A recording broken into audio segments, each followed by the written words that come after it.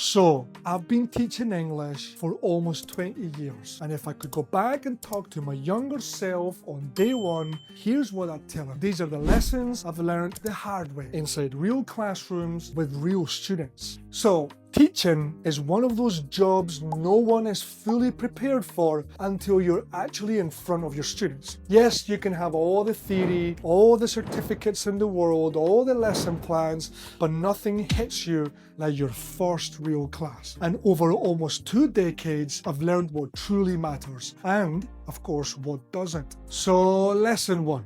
When I started teaching, I thought everything had to be perfect. Perfect explanations, perfect board work, perfect timing. But students don't remember perfection. They remember connection. They remember a teacher who listened, a teacher who smiled and made them feel safe to try. Some of my best lessons were not perfect. Some of my perfect lessons were actually disasters. Presence beats perfection every single time. So number 2.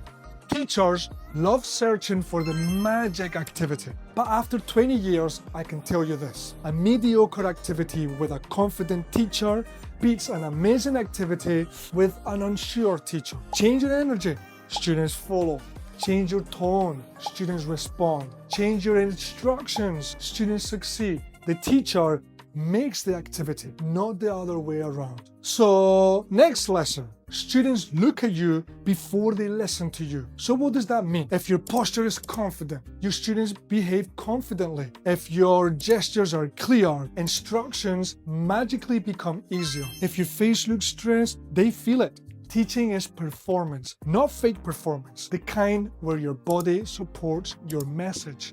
My next reflection here is, in my early teaching years, I obsessed over perfect grammar explanations. Then I realized something shocking. Students learn better when they like their teacher. They take risks, they ask questions, they try harder, they forgive your mistakes and their own. Motivation is emotional first, academic second. So, the next one is, new teachers panic when students go quiet. I used to think, oh no, they're bored.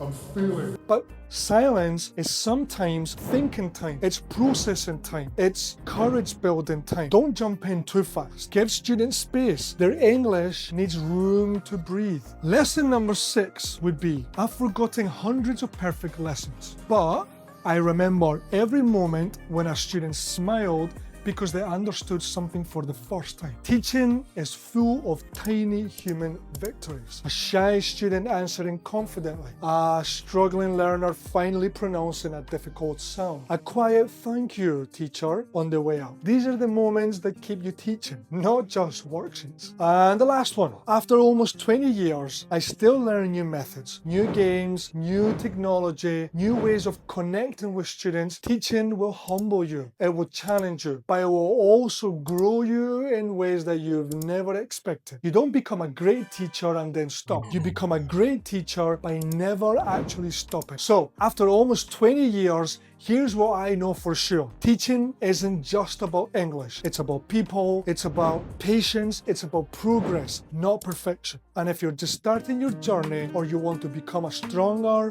more confident ESL teacher, we'd love to help you grow. Check out our TESOL courses online or in class here at Inspire Training and Development. Link is in the description. Thank you for being part of this community. Here's to the next 20 years and to teachers who change lives every single day. Thank you.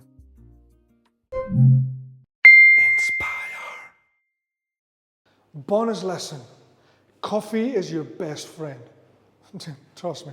Guys, I started my company with 1 pencil and 1 eraser.